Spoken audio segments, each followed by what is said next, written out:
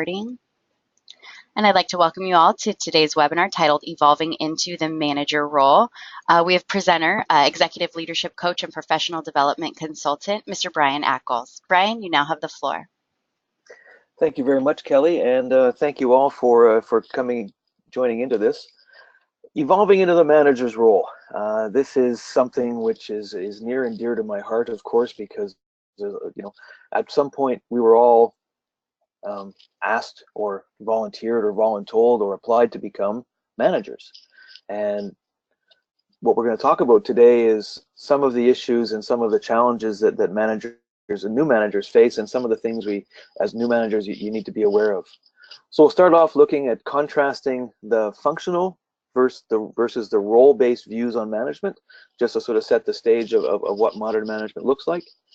Look at the power and the appreciation for what creating and maintaining a strong vision can do for you. Look at the characteristics that are required and needed by influential managers. And finally, we'll end off talking about communication and employee engagement and influence. So we'll get a kind of a rounded view of management and what new managers need to be concerned with. But let's jump in and start talking about the different aspects and the different ways of looking at management. So historically, managers have been defined by the function that they do. So this goes back to the beginning of the industrial age. Managers forecast, managers plan, managers organize, and it's all based on the idea of a command and control structure. So it's all about the manager being in charge, the manager doing things. That's been looked at in a number of different ways, starting back in the 70s and 80s and moving forward with a lot of research around the roles that managers actually have in the organization as opposed to the functions that they actually perform.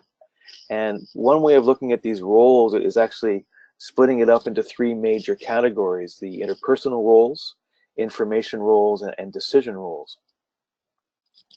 So a guy by the name of Dr. Henry Mintzberg from McGill University built this model with a number of his grad students a few years ago. And what he did is he sent his students out, his grad students out, to just observe what managers actually did on a given day or a given week, and came up with these buckets of roles.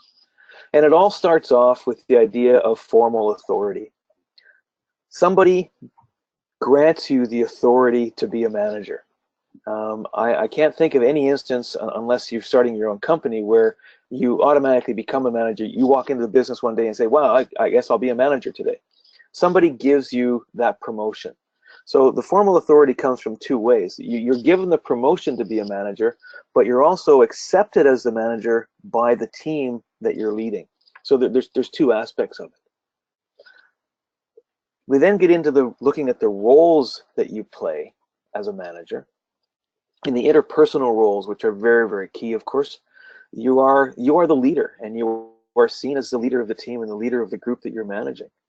You are the liaison between the team and the group and the greater organization. So you provide that level of interaction between your group and the other groups of the other parts of the organization. You're also the figurehead of the team. So at more formal events, you'll be representing the team, and you'll be standing up and saying, you'll be accepting on the team's behalf, perhaps some congratulations, some awards, and these roles are very important as to be seen as you are the key figure within the team, but conversely, you are also not the most important person in the team. You're really the team's servant in this respect. So when you're standing up and accepting an award, you're not accepting the reward. You're accepting the reward on the team's behalf, or you're accepting the accolades on the team's behalf. And that's really a key point to keep in mind. Moving into the information roles, as a manager, you are constantly looking at sources of information that your team will need to have access to. So you're monitoring the environment, within the team, you're monitoring the environment within the organization, and you're also monitoring the environment in which you work as a company. So you're looking at the trade press, you're looking at industry news, and you're keeping an eye on what's actually happening in the world. And you're monitoring that information for things that are relevant that your team needs to have. And that moves you into the disseminator role, where you're sharing information with the team that they need to have to do their jobs well. The thing about information is it's only really powerful if you give it away. So you're gathering all this information, but you need to share that information with others for that information to be truly useful. Moving into the third of the information roles, which is the spokesperson. At some point, you're going to be representing the team to the other parts of the organization, to industry groups, to the customer. So you become the formal spokesperson. And this kind of ties in with the figurehead role as well. Moving into the last grouping of roles that you play as a manager, you look at the decision roles, because a lot of your work as a manager, of course, is making decisions and enabling others to make decisions. You're allocating resources. So, you're working with the team to determine who is best suited to pick up a particular task, and you're balancing priorities with that as well, because there's always challenges, there's always conflict between what people need your team to do and what you're actually capable of actually handling. There's only so many hours in a day, and we can't kill people with overwork. You're dealing with disturbances. There's always going to be conflict in the team, and as a manager, it's incumbent on you to manage those disturbances. You can't ignore them. They're not going to go away. So you become a bit of a negotiator with this as well. You're working with the people to come to resolution.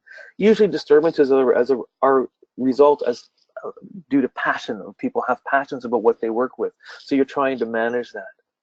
You're also an entrepreneur in the decision roles. You're looking for new and better ways of doing things. And you're working with your team to encourage them to come up with new and better ways of doing things. If we don't look for new ways of doing things, then we can easily get into a rut.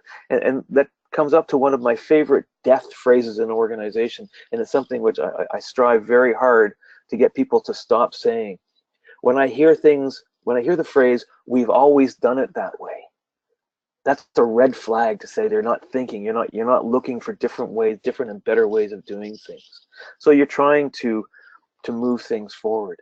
The negotiator role within these decisional roles, the negotiator, you're always negotiating. You're negotiating for resources, you're negotiating for money, you're negotiating for time, you're negotiating with other parts of the organization for work to be done.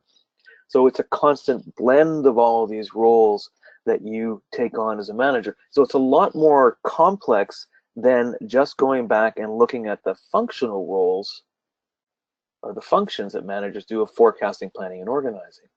So these roles that you have take a lot more of your time and a lot more of your effort. One of the things that helps you as you move through this is looking at creating and building a vision with your team. And I can't stress enough that you're building the vision with your team. You're not delivering a vision to your team. This is a great way for new managers with teams to get the teams to start working together and working towards something which they agree is what they should be doing. The vision that you're building is designed to support what the organization is striving to achieve. So you've got an organizational strategy which has been developed. There's an organizational vision in place, typically in a mission statement. So you're building your team's vision to support that strategy and that vision from the greater organization. And you're doing it as a team. Now, if the team is building the vision, then that helps the team also buy in to the vision because it's theirs. They own it. They've created this. They said, yes, this is what we're trying to do. This is what we're trying to achieve. And the vision then becomes a powerful tool for you to use as you're making decisions and you're coming to points in a project, you're coming to points in your day-to-day work to say, if I do this, is this supporting the vision that we've created, or is it in opposition, or does it not really matter? So you use to help prioritize things as well. So what I want to do is just take a quick stop here and go into a class poll, Kelly. So if you could just take a look at this statement and choose which of these three statements really fits your environment.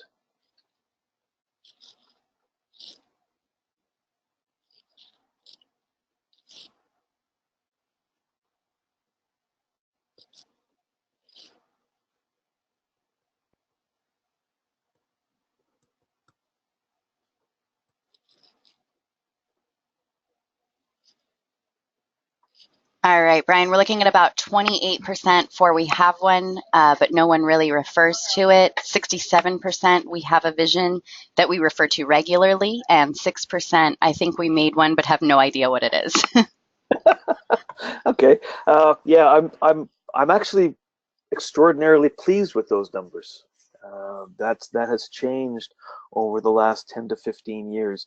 The numbers used to be skewed towards we have a vision, but no one really talks about it, or I think we made one, but nobody knows what it is. So it's really encouraging to see that organizations are creating visions, and visions are being referred to regularly, because this is the power of this. That's very refreshing, and I've got to say I'm a little bit surprised by that. Which, it's good for a Wednesday to be surprised. Vision, for those of you that are using this, is you know that it's all about communication. It's about communicating your vision. When you communicate your vision through your actions, you communicate the vision through your words, and you lead by example. You can't fake this. If you've created a vision with your team, then the team is supporting the vision. They see that you believe the vision by what you do as a manager. And this is very crucial. If you do things that are in opposition or don't support the vision, you're leading by example, so you're actually telling your team that the vision doesn't really matter. Obviously, most of you are a good percentage of you are referring to vision on a regular basis, so you are referring it, you're leading by example, or your managers are leading by example. So this is a very powerful way to keep your vision alive, and also it helps set the priorities. Now, one thing about vision before we leave this is the vision is not static. Visions can change and can modify. The same as corporate strategies will, modify as the years go, as the years progress, and as time progresses. You can modify the vision with your team to support those changes in an organization. Organizations grow, organizations take on different products, different services. So, the work changes and the vision has to adapt to keep pace with the changes within the organization. So again, think about that process of maintaining the vision as you move forward. So let's talk about how leaders influence and what influence characteristic leaders should have. So there's been a lot of research done by James Coos and Barry Posner. They asked a lot of people to rank the characteristics and abilities that they associate with leadership. And they came up with the top 5. So the top 5 that were identified by others of what is crucial to successful leadership. Successful leaders model the way.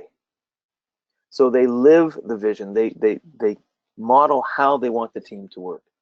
They inspire a shared vision. They challenge existing processes. And it's not to say that the processes need to be changed, but they question the process to say, does it need to be changed? We don't just blindly follow something because that's the way it's always been done. So again, that comes back to that death phrase I mentioned earlier. Successful leaders are enablers. Successful leaders don't tell people what to do. They enable others to act.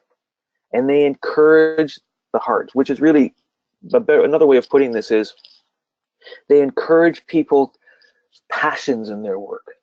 Working at things that you love to do, having passion about what you're doing, makes your work life a lot easier. And as managers, we have a passion for managing. I have a passion for managing people because I get to see people succeed beyond what they perceive they are capable of. And when you see that light in their eye, that they know that they've achieved something that they never thought they could do. And you've enabled them to do that by encouraging them, by providing them with the tools and services, creating a shared vision, encouraging that passion, providing, challenges to the process. That's your success as a manager. Your success is through others. So it's enabling others to act. So a bit more detailed qualities of a leader.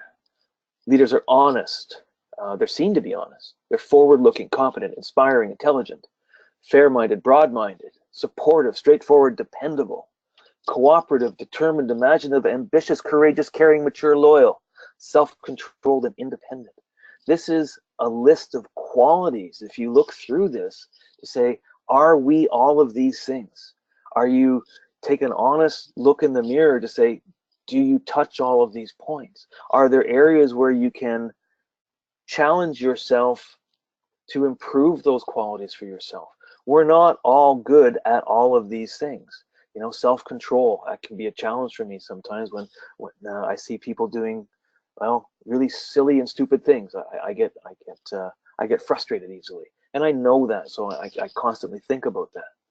But being supportive, being straightforward with people, right? Don't beat around the bush. If you're seeing somebody doing something great, tell them. If you're seeing somebody that's going slightly off the rails, have a discussion with them. Don't wait for it to self-correct.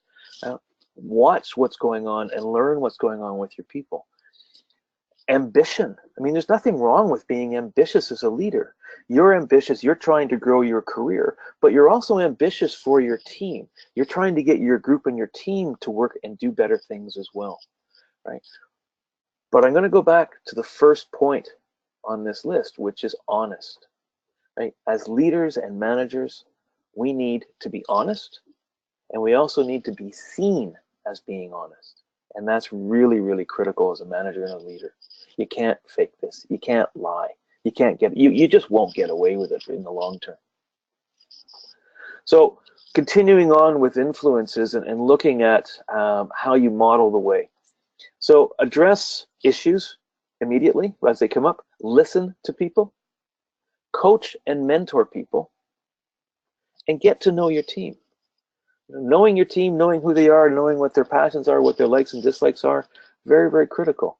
Provide that coaching and mentoring. And it's not for you necessarily to mentor your team.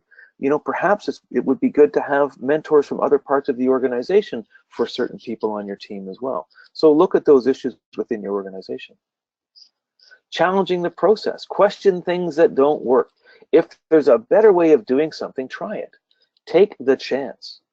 Look to others for ideas. Look for others for opinions. And that's not just within your team. Certainly work with your team to look for better ways of doing things, but also ask your peers, ask other parts of the organization how they're doing things. You can learn from other parts of your organization. You can also learn from how other organizations do things as well. So you start to build that network within your industry group as well. Encourage this inner innovator, like innovation and being an entrepreneur. It's more than just improving a process. It can be a total redirection and restructuring. And if you look at what your vision is and what the goals are that you're trying to achieve, it may be that you need to do something completely different to achieve that. So think outside the box. Don't be afraid to take some risk within what you can do within your organization, and that it is very organizationally specific. But take some risk. Look for different ways of doing things. But research it properly. Don't just sort of run off and start doing something. Research it, plan it, but be bold about what you're doing as well. Look for innovation. Look for better ways of doing things. Look for different ways of doing things that are going to be better for your team, better for the organization, better for your customer primarily. And this is really what it comes back to. Enable others to act. Problems are learning opportunities, right? If somebody makes a mistake, and mistakes happen, we all make them. I made one the other day, I think, for the first time. You learn from them, right? They're just a different way of learning. Provide opportunities for training and development. People, particularly in this day and age with technology moving so quickly, constant training is required and constant development. As much as possible, push decision-making down into the team. So it's not necessary for you to make all the decisions. You have a level of expertise as a manager, but the people working for you have detailed expertise on particular areas to a level that you probably don't have. So they're the ones that can help make decisions more effectively based on, particular areas of expertise. So push that down into the team. And last, challenge your team to exceed the goals. You set goals for your team, absolutely. Set goals that are achievable and realistic, but also set goals and encourage people to stretch, right? Go beyond the goals that they've set for themselves. And this is a great way to encourage people to go above and beyond. And that can also tie into a rewards and recognition program, etc. But that's a topic for another conversation. Look for areas where you can create mutual respect. One of the things that I came across very early on in my career was a description of a manager who was really, really good at answering and responding to questions from their staff. And the bottom line of this manager was that they became world-class question answerers. But that's really not what you're trying to do. In response to questions that your staff has to you, turn it around. Ask them how they would tackle this, how they would resolve the issue. They may not know. You'll enter into a dialogue. Have you thought about, what do you think about, could we do it this way? And you try and start to pull that knowledge out of your people about how they might approach this. So you're providing advice, you're listening to your team, right? And you're encouraging people to think. Ideally, what you want is people to come to you and say, listen, I've identified this as a problem. Here's how I think we should resolve it. What do you think, boss? And that starts to then you know that your people are thinking and they're willing to come to you with potential solutions. Understand your team's workload. It can sometimes get really easily out of hand that someone ends up working way too much. And you need to be able to spread that workload around the team. If something isn't working well, intervene and change it. Trust your team to get the work done, right? So as you intervene and you change things, and you're talking with the team and you're getting their agreement to make these changes. But when you've assigned work and you've delegated work and you've empowered your people to do things, trust them to get on with the job. One of the worst things you can do is micromanage. You've hired smart people to do the work. Don't tell smart people how to work, right? They're going to tell you the best way to get things done. Now, there is a time when you need to more closely manage people, and that's traditionally when you're bringing in somebody that's fresh out of school or relatively new to the industry or new to the job function. Then you're managing a bit more closely until they get in tune and they get to grips and they get some experience. But that's a process of not micromanaging. That's a process of setting goals, more shorter term goals, and managing through that. Avoid the day-to-day, what are you doing? Here's how you do it. Avoid micromanaging. We all hate having it done to us. Don't do it to other people. And again, make celebrations part of your culture, encouraging this passion. Break up the routines.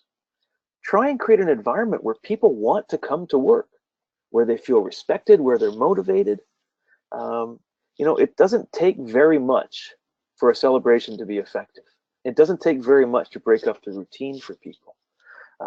We have a vendor who so randomly shows up with hot food for us, not because he's expecting us to buy anything, but it helps to break up our team's work, and he knows this. So he's actually enabling our team to work better by sort of sporadically, randomly showing up out of the blue with hot food.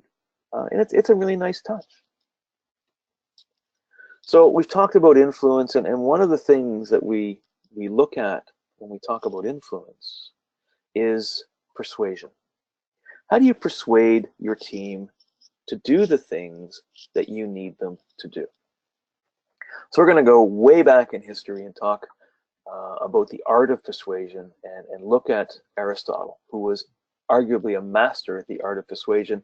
And in his work, he's defined three important factors for persuasion: ethos, pathos, and logos. So credibility, emotions, and logic. And we'll walk through these one at a time. So let's look at ethos. So you have to be credible as a leader, credible as a manager. You're persuading people based on your character. So you're respectful and honest. You're going back to that list of quality of leaders from Kuz and Posner. You're honest, you're respectful, and people will be more likely to follow you if you are that type of character. If you are seen as dishonest, if you are seen as being disrespectful, people will not trust you.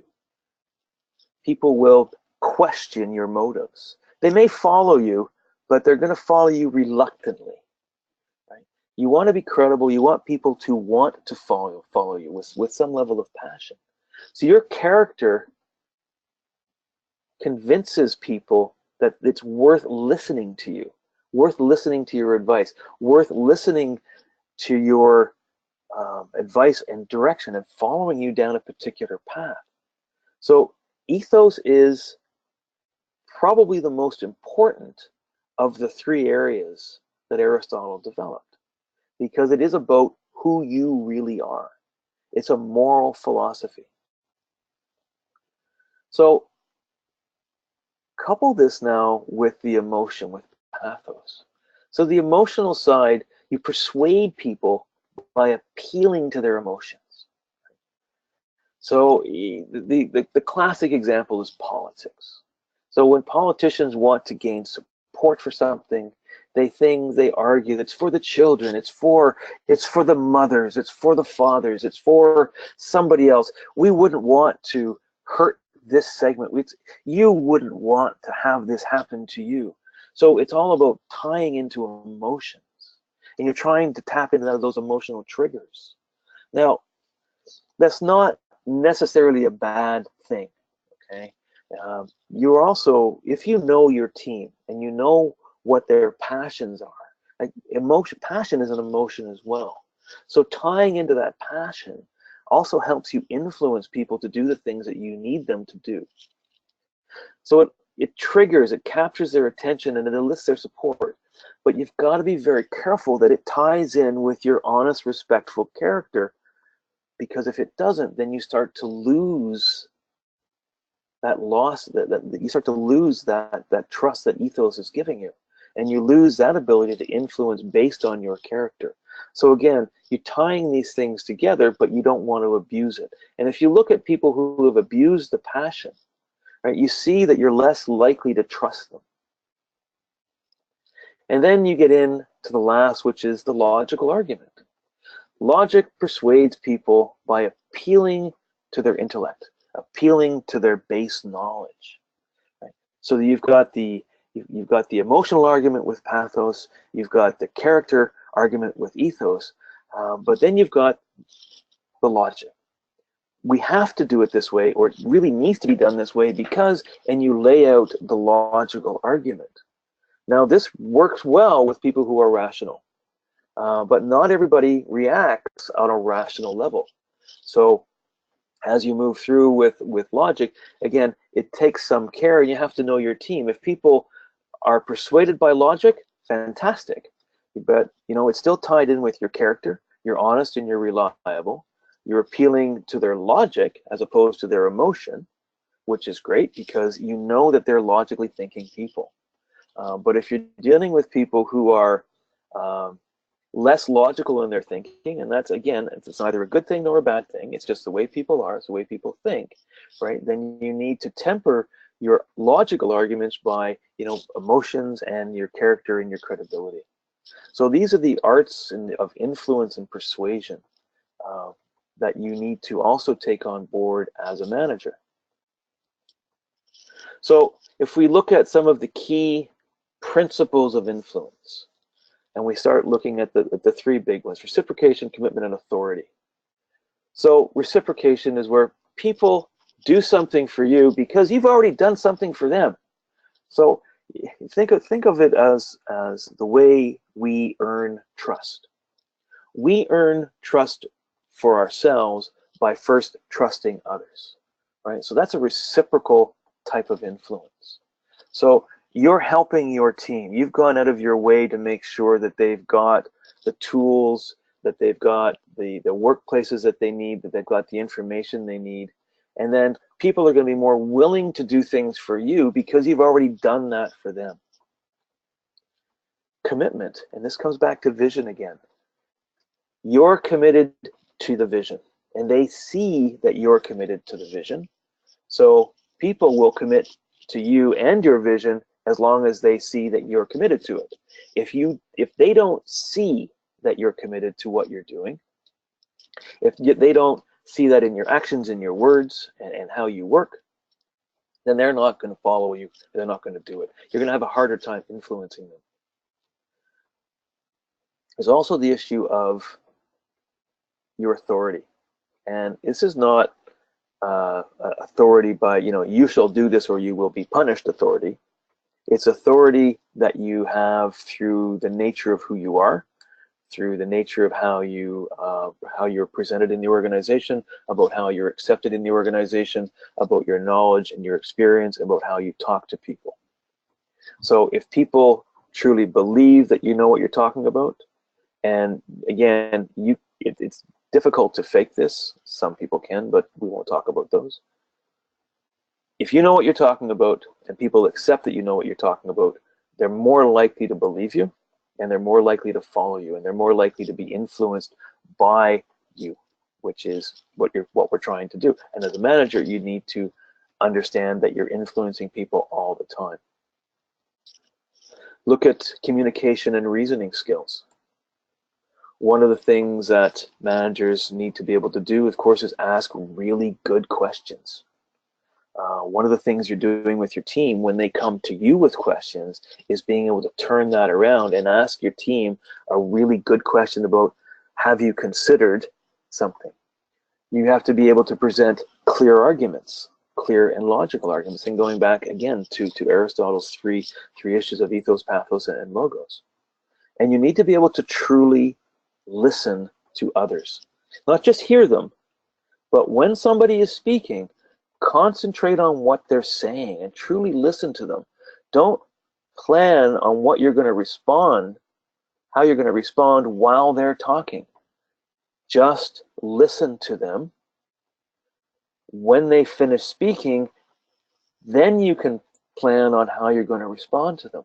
But focus your attention on what people are saying. And this is harder than we think, because it's really, really easy to fall into the, well, this person's just given an example of that, so they're describing that now. How can I come back with that, and how can I support that, or how can I negate that, or how can I pump that up? You have to stop that monkey brain from happening. You just listen to what they're saying, take it all in, and then form a response once they finish speaking, and that's true listening skills. One of the other things that we're, of course, looking at with managers, so as you've done all of these things, you're influencing, you're persuading people, you're getting to know your team, is you're looking at the talent you have within the organization. Now, the dictionary definition of talent is pretty simple. It's a special ability that allows someone to do something well. So you have a talent as a manager. So that's a special ability that allows you to manage people well. So in business, this is about ability and skill. So as a manager, you have abilities and skills as a manager, but you're also looking for talent, and you're looking at talent management within your team. So there are certain requirements and attributes you have that you have and that your team have. Requirements are the hard skills and the soft skills and the experience. Those are things that you can almost touch, if you will. But then you've got the attributes that you're trying to find in people as well and develop in people. And attributes are things like adaptability. How adaptable are people to change? How competent are they? People can have the skills, but they may not have the competency to actually use those skills properly. And how self-motivated are people? Some people don't motivate themselves very well, and they need to be motivated by others. And that's okay, but you're also trying to build that level of self-motivation within people. And this is all comes into talent management. So we start looking to the future with talent.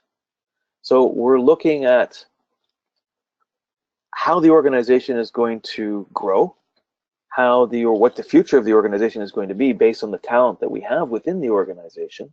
And we use talent reviews and performance reviews to judge what we have available to us within the teams and within the organization, and also look at where we need to prioritize development. We need to look at where we need to change staffing levels, increase staffing levels, change the types of people that we have.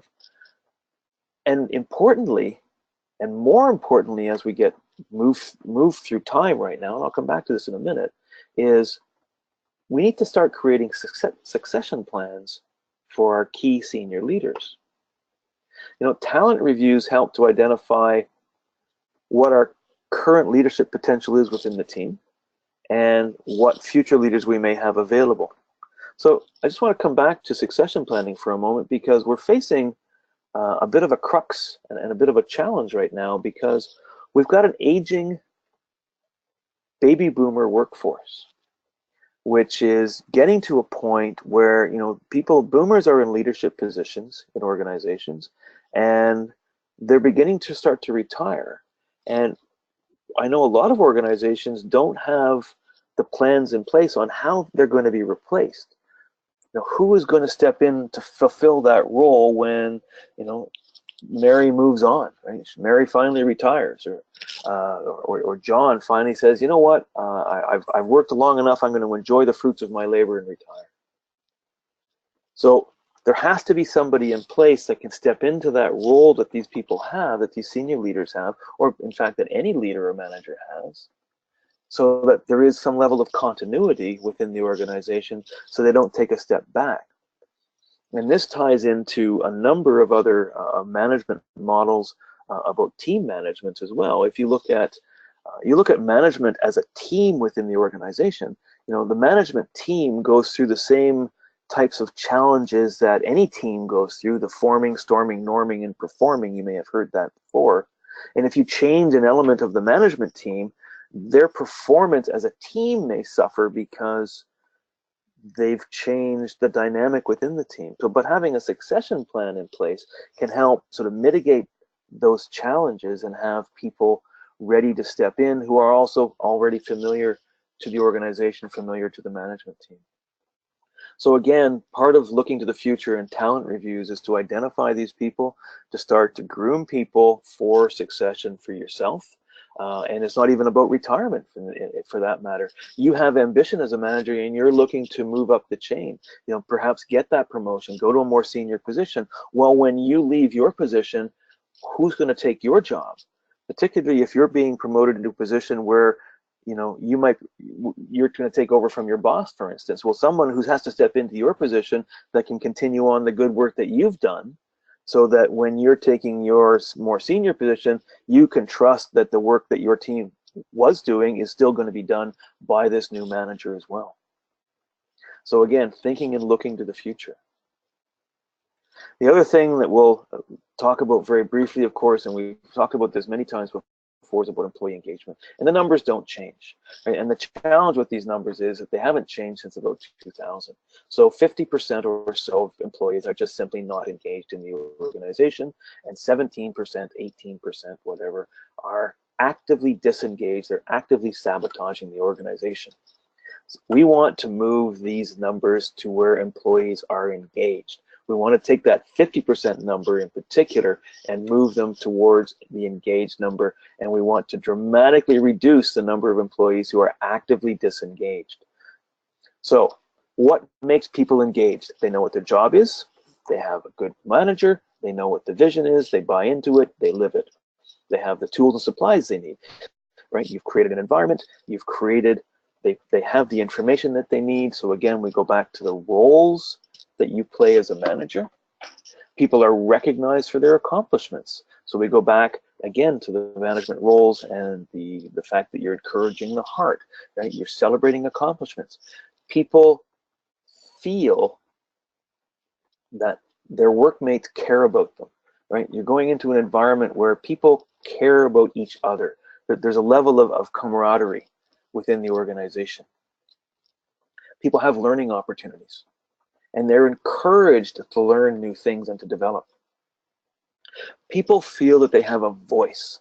Now, that voice in the company is a voice, it's a voice particularly maybe through you as a manager, but they're heard. They're not just, yeah, it's a great idea, whatever. It's a great idea. Let's talk about this.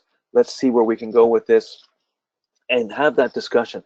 Give people the time that they need to tell you their opinions, to let them share their ideas. And importantly, people have the opportunities to advance if they so want it. Right? A lot of people, get into a career and they want to go further places with their career. Most people do. So they've got to have those opportunities to advance within the organization. And that makes the employees feel engaged in the organization because it's fulfilling needs that they have. Right? So they become engaged. They're not actively sabotaging the organization if they have opportunities to advance and they believe the company cares for them. So the payoff is increased productivity. People take ownership of their work, which is critical. And you get this more diverse talent pool because you've got employees who are trained, they are developed, they're motivated. So they've got a wider range of skill sets to bring to the organization. A wider range of skill sets means you've got more talent to draw on, and a more diverse talent pool means that you're able to take on more things as an organization and achieve greater things for your customers. And again, let's always keep the customer in view of this as well. So we're going to end off talking about communications, because as a manager, arguably communications is what's going to make you successful and it's what's going to make your team successful. So you have a plan and a process in place to manage communications within your team and within the organization. And the thing is, you have to figure out what information the organization needs, and the organization in this case, in this instance, really isn't faceless. It's you need to know the people in the organization that need information from you and from your team. So who are those people? What information do they need to do their jobs effectively? And how are you going to get that information? And how are you going to supply that information? Now, one of the things that's a trap for managers, and it's a trap for new managers as well, and existing managers, is they write reports because the reports have always been written. That's not a good reason to write a report, to give it to somebody else. You write a report, or you find a way to give information to people because they need it to do their jobs. Now, I write a weekly report to my boss who consolidates from his team, and it goes to one member of the executive. I know that this particular executive reads the entire report and looks at all of the information in it and will question people on what they're doing. Not to micromanage, but because he has an interest in what's going on in the organization. So the information I'm supplying, I know is useful simply because I've asked them how they use the information. So think about that information flow and managing that communication flow. So I look at how often people need to get updates, and also look at how you get the information from your team and how you disseminate that information to others. You want to make this easy for people. We've all groaned and moaned about writing reports and what have you, so we need to find ways that are palatable to the team to get information. And arguably, one of the best ways to accomplish that is to ask the team how they want to share information with you. And it may be that they have better ways of doing it, that it's going to work for you and it's going to work for the team. You need to know what you need so you can let the team know what information you need from them, and not just what, but why. And if you can explain that, then they'll find a way to give you the information without making it seem too difficult for them. So this is all about managing communication. So again, you're looking at who needs it, the project sponsor, business owners, the controller, the finance groups, other project groups, and who needs it downstream, which is your customer. Your customer needs information from you as well. How do you get that information to them? Getting information to your team from the rest of the organization. And other groups that are relying on your team's outputs, they need to get information from your teams as well. So again, it's all about managing communications, understanding the organization, learning who needs what, and getting that information to them in an effective and efficient manner. So a few last words as we wrap this up. First and foremost, for the new managers listening in, for any manager, you've been promoted to a manager's role for a reason, right? You've been identified as having the talent and the skills to be a manager. You can learn how to be a great manager. These are skills which you can learn. There is no such thing as a born manager and a born leader. There are certain attributes that some people have that make it maybe easier for them to learn, but it's still learning skill. It takes time and it takes practice. The best managers I know are the ones that know that they don't know everything, and they're willing to keep learning and learning from other people. As you become a better manager, your team will become a better team. It's a one-to-one relationship, and it's a real win-win relationship. So again, the organization has put their trust in you. You're there for a reason. You can learn the skills to do this, and it's with practice, practice, practice, you get better. So with that, I will say thank you very much, and I hope that you've enjoyed listening to me rattle on about evolving into the manager's role, and I hope to talk to you again soon. Thank you. Thank you so much, Brian. If anyone has any questions, feel free to type those into the questions menu option right now, and we will address those in just a few minutes. I just wanted to remind you all that this webinar is just a short demonstration of what you can learn in a full-length class. And here at New Horizons, we believe that success begins with your professional enhancement. Our Center for Leadership Development is here to help you reach those objectives. So please visit our website at newhorizons.com for further information. If you go under the Courses and Certifications tab, you will see a direct link to our Center for Leadership and Development, where you can view any of our upcoming courses and pricing. Also, please reach out to your local New Horizons Center. And if you aren't familiar with who that is, you can log on to our website, newhorizons.com. You can also do a zip code search on our website to find your nearest center.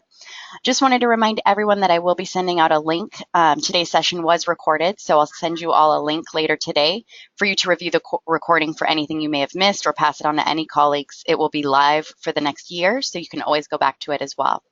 So Brian, we do have a couple questions. First one, do you see it being difficult training new younger people to take the place of the baby boomers and senior leaders when they retire? No, I don't see that as difficult at all. What I see it is as an opportunity for organizations to develop that leadership and management talent. And again, going back to basically the last slide in this little webinar, we can train people to become managers. It's a skill set that can be learned.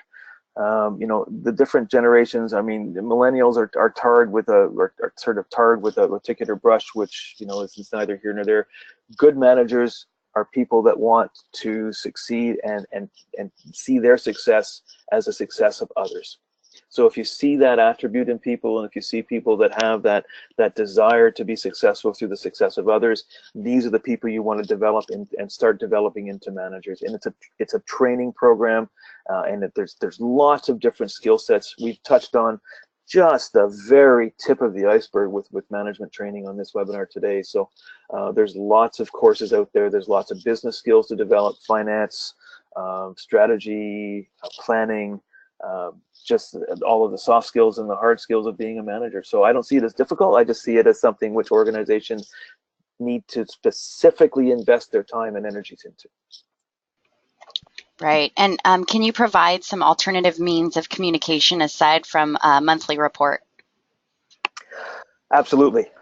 So, I mean, monthly reports or written reports is it's sort of that would be the sort of the traditional way of doing it. You can look at setting up wiki pages within your organization, setting up, if you've got SharePoint sites where the whole team has access to updating information, which then management also has access to seeing the information. So it can be an ongoing thing. It can be semi-regular.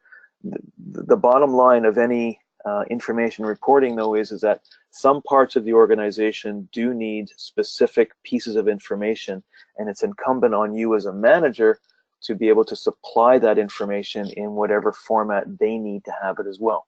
So it's really working with the organization to find the best way to disseminate information around the organization. And with the use of technology tools now, yeah, it's a wide open story. We use SharePoint a lot at our organization. We also are getting into different styles of using messaging forums and open forums to disseminate information across the organization. So it all helps. All right. And how do you break through an experienced manager to have them be open to new strategies? Ooh, well, all managers should be open to new strategies, and that, that's my fundamental response to that. However, that being said, some people can get very stuck in their ways, and one of the things when you're dealing with people who have a lot of experience is to enter into a discussion with them about how they see the world, how they're viewing things moving into the future. And if they're open to having an honest dialogue and discussion, you can talk about, you know, there are maybe some different ways of looking at the world, different ways of doing things, different ways of different strategies that we might take to achieve this particular goal. What do you think, in your opinion? And you're asking their opinion, you're asking for their expertise, and as you start to enter into that discussion, as long as they're not completely closed-minded about new strategies, then they will hopefully start to see some benefit to different ways of doing things. Now, it's not every new strategy or new way of doing doing things is going to work, but it's great to enter into that dialogue with experienced people because they do bring a lot to the table. But sometimes they need a bit of a nudge and a push to sort of open their eyes to different ways of thinking.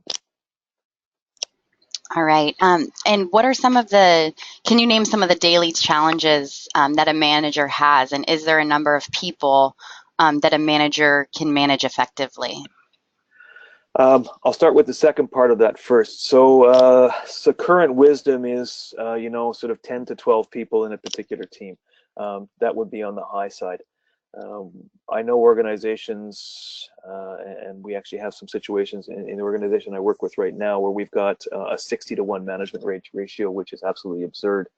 Uh, 8 to 10 people in a team is usually good. Getting up to 12, maybe 15, depending on the nature of the work, but that's really stretching it because you have to get to know your team. You have to be able to manage them at a level where you're comfortable with the work that they're doing, and you're able to keep on top, not on top, but keep informed of the work that they're doing. So the more people you have, the more challenge that becomes. Now, the day-to-day tasks that you do as a manager, it varies. It's uh, I have responsibilities to my team in terms of making sure that we have the money to do it. So I'm dealing with finance on a regular basis. Is it daily? Well, potentially. Looking at budgeting, moving forward. There's always budget concerns and keeping on top of the budget, making sure that we're aligned with organizational priorities, so that there's a lot of conversations with other groups and other parts of the organization to make sure that what the team is doing is currently aligned with what's going on, looking to the future, working with the organization to determine what's coming up next. Because as a manager, you're more strategically focused and less tactically focused. The tactics really come down to what your team is doing. So there's many things that you're doing, but one of the biggest things that I see successful managers doing on a regular, everyday basis is they come into the office and they walk around and they say good morning to each one of their team members that's there. And they acknowledge, this is good morning, how you doing today? And that's it. But they make the effort to make sure that they're engaging regularly every single day with people. And that's a successful leader and a successful manager. All right, and this will be our last question, but how can you make the management role more dynamic to fit agile strategies and teams? Sorry, could you repeat that? Sure. How can you make the management role more dynamic to fit agile strategies and teams? Agile strategies and teams. Yeah. Okay. Yeah, fair enough. So it's with agile strategies and with agile teams, managers take more of a role, more of a sort of a role where they're working with the team and with the product owners. When you're trying to develop something and develop into the sprints that you're working with, so managers need to be less focused on. What's the words I'm looking for here? They need to be less focused on the immediate end for an agile sprint, but more looking longer term to see where is this project likely to end up as we get to the end. So you need to be on top of things as they're changing and moving, of course, because that's the whole point of having an agile development process and an agile development environment. But you also need to be able to have some level of ability to project where the changes within each sprint, for instance, will leave you at the end of the project, because at some point each project will still end. Right? There's a finite cap on it, in either in terms of time, money, or functionality. So the dynamics of management mean that you're looking at analyzing and looking at what's happening today and what's happening within this next short development time frame, and being able to view that dynamically as it changes through the sprint to see how that's going to affect the future and how that's going to affect the customer at the end. So it's really being able to take a lot more information in and analyze and use that information much more quickly.